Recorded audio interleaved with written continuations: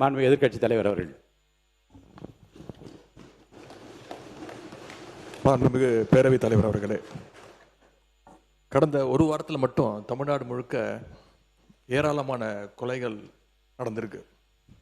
முக்கியமாக கோவையில் கள்ளக்குறிச்சியை சேர்ந்த ஒடுக்கப்பட்ட பிரிவை சேர்ந்த 19 வயது பொறியியல் மாணவர் அமுதனை 20 பேர் கொண்ட ஒரு கும்பல் சென்ற திங்கட்கிழமை அடித்து கொலை செஞ்சிருக்கிறாங்க.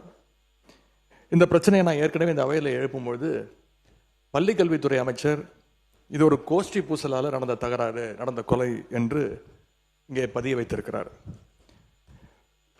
10 பேர் மோதிக்கொண்டு 10 பேருக்கும் சண்டை நடந்து கொலை நடந்திருந்தால் அது கோஷ்டி பூசல். ஆனால் ஒரு மாணவனை கிட்டத்தட்ட 20 பேர் சேர்ந்து அடிச்சிருக்கிறாங்க. எனவே இது ஒரு படுகொலை. மாணவர் அமுதன் விஷயத்தில் கோவை செட்டிப்பாளையம் போலீசார் அமுதனை வழக்கு ஒன்றின் விசாரணைக்காக காவல் நிலையத்திற்கு வர சொல்லியிருக்கிறாங்க. அப்பொழுது அந்த போதை கும்பல் பற்றி தகவல்களை கேட்டு அமுதனிடம் கேட்டு வாங்கியிருக்கிறாங்க. தகவல் வாங்கின காவல்துறை குற்றவாளிகளை கண்டுபிடிச்சு நியாயமாக அந்த போதைப் பொருட்களை சீஸ் செய்திருக்க வேண்டும், பறிமுதல் பண்ணியிருக்க வேண்டும். ஆனால் போதைப் பொருள் பயன்பாடு பற்றி தகவல் தந்த அமுதனுடைய தகவல்களை குற்றவாளிகள் கிட்டேயே பகிர்ந்துட்டு இருக்கிறாங்க. அதுதான் அமுதனுடைய மரணத்திற்கு முக்கியமான காரணமாக அமைஞ்சிருக்கு. இதை நான் மட்டும் சொல்லவில்லை, அமுதனுடைய பெற்றோர்கள் இருவரும் சொல்லியிருக்கிறாங்க. அவங்க இருவருமே, அவங்களுடைய தாய் தந்தை இருவருமே என்னிடத்தில் தொலைபேசியில் அடித்து பேசியிருக்கிறாங்க. நான் அவங்களுக்கு ஆறுதல் சொல்லியிருக்கிறேன். அப்படி அவங்க பேசுகிறப்போ போதைப்பொருள் கும்பல் பற்றி காவல்துறையிடம் தகவல் கொடுத்ததால் தான் அமுதன் கொலை செய்யப்பட்டதாக அவங்க உறுதியாக நம்புகிறாங்க. அதைத்தான் என்னிடம் சொல்லியிருக்கிறாங்க. இந்த வழக்கு தொடர்பாக கள ஆய்வு செஞ்ச பல்வேறு சமூக ஆர்வலர்களும் இதே குற்றச்சாட்டை முன்வைக்கிறாங்க.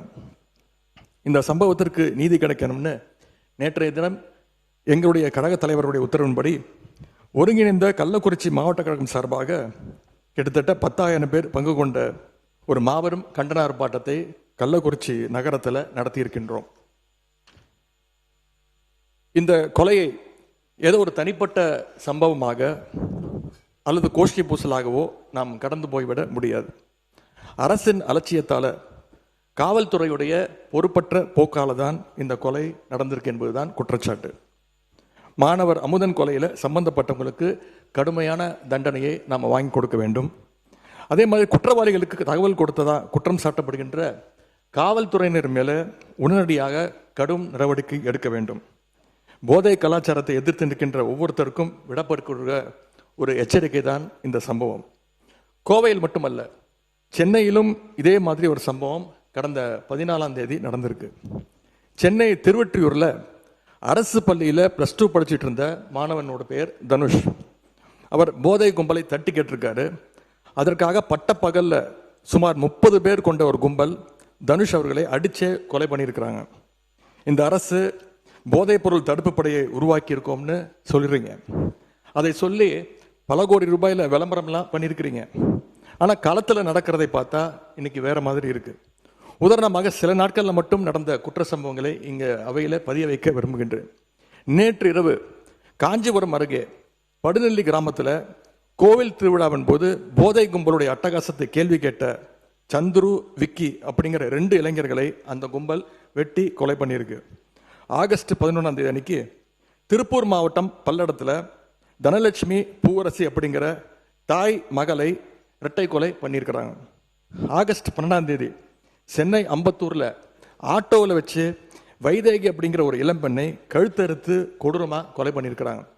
ஆகஸ்ட் 13ஆம் தேதி வேலூர் மாவட்டம் குடியாத்தத்தில் பெண் தலைமை காவலர் தாமரை செல்வி குத்தி கொலை செய்யப்பட்டிருக்கிறாங்க.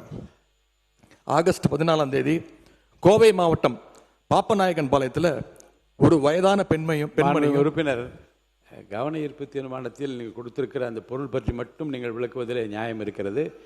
நாடு முழுவதும் நடந்த மற்ற சம்பவங்களை பற்றி பேசுவதற்கான நேரம் இது அல்ல.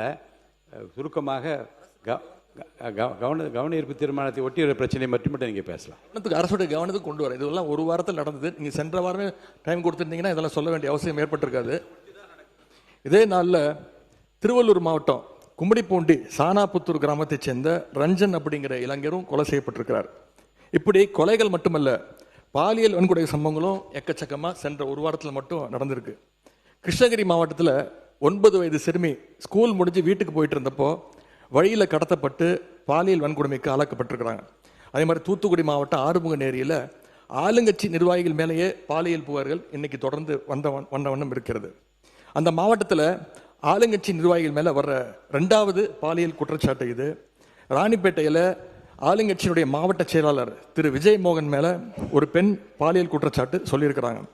100 நாள் சாதனைன்னு இந்த அரசு பெருமை பேசுகிற இதே நேரத்தில் தமிழ்நாட்டில் சட்டம் ஒழுங்கு இந்த 100 நாளில் எந்த அளவுக்கு மோசமாக இருக்குது அப்படிங்கிறதும் இந்த சம்பவங்களே சாட்சி. இது மாதிரியான சம்பவங்கள் தொடராமல் இருக்க இந்த அரசு என்னென்ன நடவடிக்கை எடுக்க போகுது? மிக முக்கியமாக பள்ளி கல்லூரிகளில் வன்முறைக்கு எதிராகவும் ஒழுக்கத்தை வளர்த்தெடுக்கவும் கவுன்சிலிங் வகுப்புகளை நடத்த வேண்டும்னு இந்த அரசை கேட்டுக்கொள்கின்றோம். போதைக்கு எதிரான தொடர் விழிப்புணர்வை ஏற்படுத்தணும். மிக முக்கியமாக சட்டம் ஒழுங்கு பிரச்சனையை கட்டுக்குள் கொண்டு வர இந்த அரசு உறுதியான நடவடிக்கை எடுக்க வேண்டும் என்று எங்களுடைய சார்பாக நான் கேட்டுக்கொள்கிறேன். காவல்துறை மானிய கோரிக்கைகளை பேச வேண்டிய அத்தனை செய்திகள் இப்போதே பேசிவிட்டீர்கள்.